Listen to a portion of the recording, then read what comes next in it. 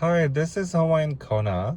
I'm owner of Audi A645 TFSI Quattro model, gasoline model.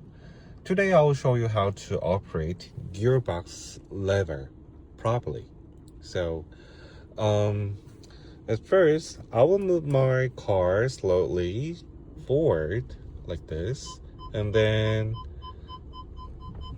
wheels moves until they meet with the car stopper like this, and then I move to my lever to neutral status, and I push my brake pedal like this, and then now you have to pull over this side brake lever first, and then push this P button, and then your car does not move.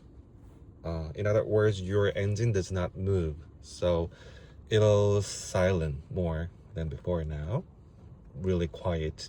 So okay, then now I can take my foot from the brake pedal now, so it's done.